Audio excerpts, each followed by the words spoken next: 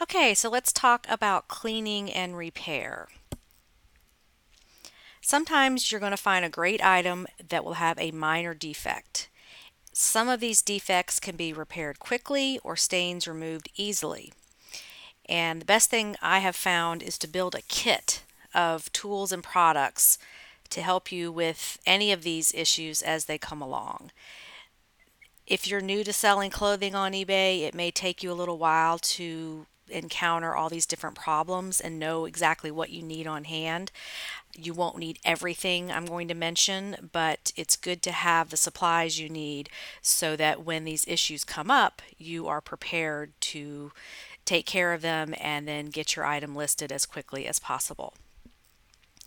First thing to understand is that high quality fabrics and fibers require delicate cleaning. You don't always have to take these to the dry cleaner. So let's talk about your options for cleaning at home. First thing I want to stress, and this is probably the 10th time I've said it, is to never put cashmere in the washing machine or dryer. It is it is delicate and it will be damaged beyond repair. The only exception is if you are felting, which I'm going to explain what that is later, and so just hang on for that explanation.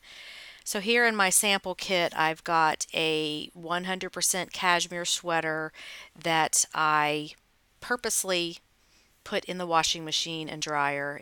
You have no idea how it pained me to do this, but this was for demonstration purposes, just to show you what happens. So you can see I actually took the measurements of this item before I put it in the washer, so you can see that how the measurements changed. It didn't shrink as much as I thought it would, but it changed shape. So the length is shorter, but the width is wider. So it definitely is misshapen. And you can see here that this part around the collar came off. There's holes in it that weren't there before. One thing that putting in the washer does is if there are any holes, it's going to make them bigger and it's just going to destroy the sweater. So this would probably be suitable for a cutter lot. I mean, there's still a lot of salvageable material on here. It still feels soft. It has sort of a tacky feeling. That's probably from the detergent from the washing machine, but this is what's going to happen if you put it in the washer. So you just never want to do that with cashmere. It's just too delicate. So when you are hand washing items, this takes me back to the movie Far and Away with Tom Cruise and Nicole Kidman when he is trying to teach her how to hand wash clothing, and she's just like barely dipping the item in and just spinning it around, and it's she's not doing it right. And then he is the other side of the equation is like really aggressively plunging and scrubbing the item, and this is just a funny scene that came to mind. But you don't want to do this either. You want to be gentle with the items. So we are going to let Martha Stewart show us exactly how to do this. Unfortunately, for the sake of this workshop, I really don't have a place to show you how to do this, but this may seem very basic, but a lot of people don't know how to hand wash anything, especially the millennials out there that have never had to do it, just always throw things in the washer. So you want to be very careful with these items, especially if it's vintage, because it some of these things were just not made to go in the washer, and so you want to be gentle. So you're going to fill your sink with cold water and then add a small amount of liquid detergent, just like maybe a teaspoon, and then just kind of swish the water around with your hand to get the detergent mixed in. Then you're going to place your sweater or your item in the water and gently squeeze the water through until it's saturated. It's just a gentle squeezing. You're not going to wring or twist or be aggressive with the fabric. You don't want it to change the shape. You just want that water to get in there. Let it sit for a few minutes and then repeat a few times of just squeezing the water through. It's also important, even though you are washing in cold water, not to mix the colors because colors will bleed. And you don't want to put like a red sweater in there with a white one, or purple with light brown, or you just don't mix your colors. Do these one at a time and then change the water in between washing so that the nothing changes color. Once you have squeezed the soapy water in there, you're going to dump out that water and then run the item under cold water until no soap suds remain. And you're just going to keep squeezing the item under the cold water and just squeezing the soap out. And this will take, 10 or 15 minutes to do. Then gently squeeze the water out as much as you can in the sink, and then you're going to lay the sweater flat onto a bath towel that you've already got set up next to your counter. And you want to try to retain the shape of the item. Fold the arms in towards the torso to create as much of a square as you can, and try to retain the shape of the item. Then you're going to fold that towel over, or even put another one on top of it, and then gently roll it up and then squeeze it to remove the water. Again, don't wring or twist. You can even put this rolled up towel on the floor and just stand on it just to squeeze the water out, and just kind of step back and forth, walk across it to squeeze that water out, to press it out. Do not wring it or twist it because it will change the shape of the item. So there she is rolling the towel up. And then once you've done this, and if it's a very thick sweater, you may need to change out your towels and do it again with dry towels until you can get as much water out as possible. You don't want it dripping wet. You want it just damp. Then you're going to lay it out on a fresh dry towel and adjust the shape and allow it to air dry, turning over every so often to get both sides to dry. You can put it outside in a shaded area if you have a porch or a deck. You can do that to help, so that the sun will help dry it, the heat from the sun. You don't want to put it in direct sun, but that's okay to put it outside.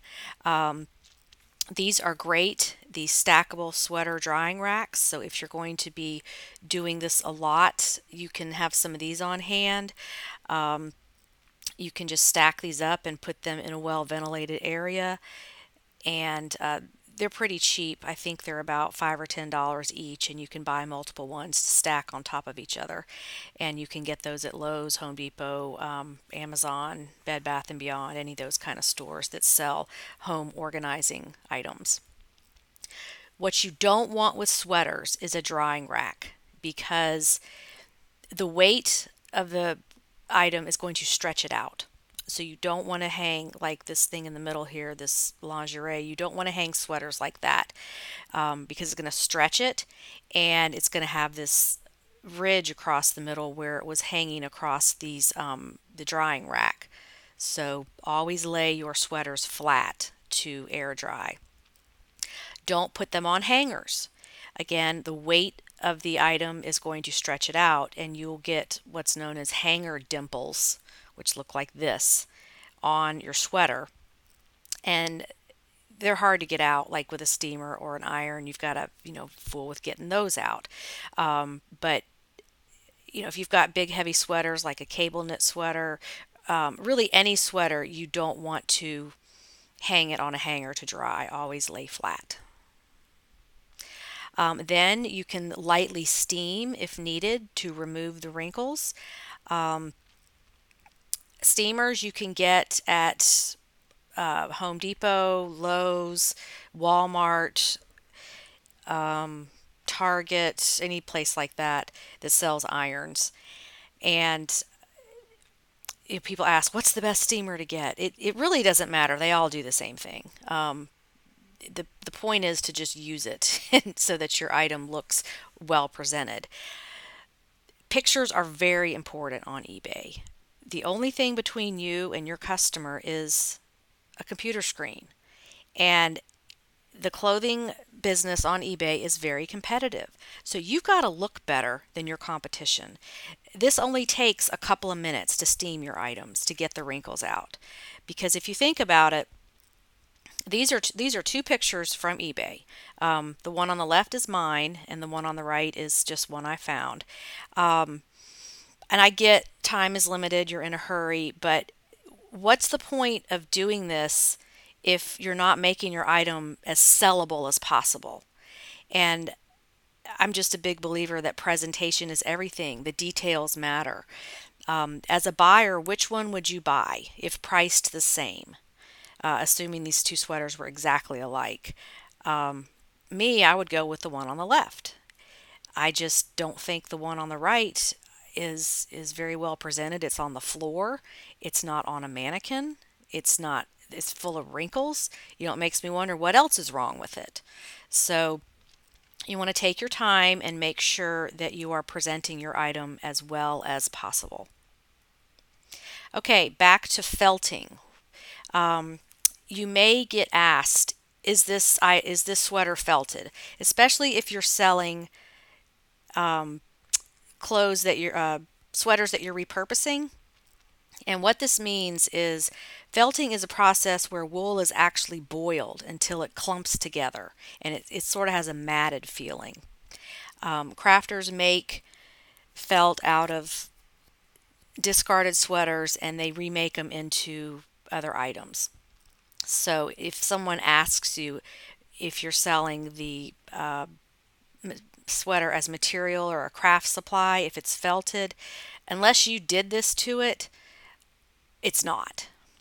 So here's just a quick explanation of felted wool. It's strong, it doesn't unravel, it can be dyed, shaped, and cut easily, and it's waterproof. And it can be shaped into balls very easily because basically you're just boiling it down and it's all clumping and matting together. This is a very popular crafting trend.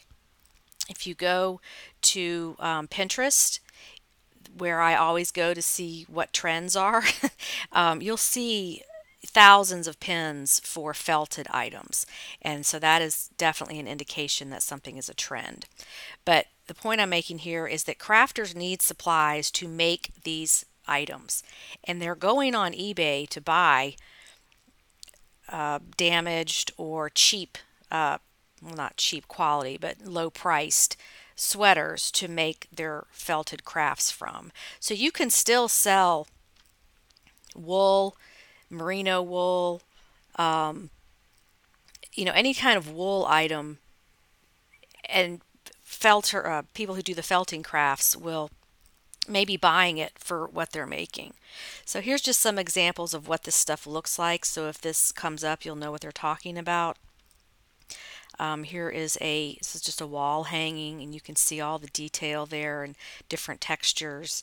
I'm not sure what this is, if it's a wall hanging or a placemat, or I'm not sure. But you could see again, all the different colors and textures there. The stuff's really cute. This is a rug that somebody made out of gray sweaters. So let's say you're at the Goodwill outlet and you're able to get sweaters for 50 cents a piece once you do the math on the how much per pound. Somebody might buy them from you to do this with it, to make these cool things that then they can resell on eBay or Etsy or wherever they're reselling them or giving as gifts. So here's another item that I just think this stuff is so cute, and I'm not a crafter, so I have no desire to make this, but I am happy to provide the materials for someone else to make it. And then these are really cute, these coffee cozy sleeve things. That's a hot item. So kudos to the crafters out there that know how to make this stuff. And this is a purse. But they're making this out of boiled wool that they bought to recycle and repurpose. So you want to keep this in mind because these folks are buying the raw materials for their crafts on eBay, and we can be the people who supply them this raw material. I don't know that I would put in your title, like if you're selling a bunch of wool sweaters to repurpose. I don't know that I would put for felting. I don't know if that would be keyword spamming or not, because you just may get hits on it that aren't relevant. But I would definitely put wool sweaters for repurposing, recycling, upcycling is a big word. That's searched a lot on eBay, and the recycling community uses that word, upcycling. So, just keep that in mind. Okay, let me stop this video here and we'll pick up with dry L.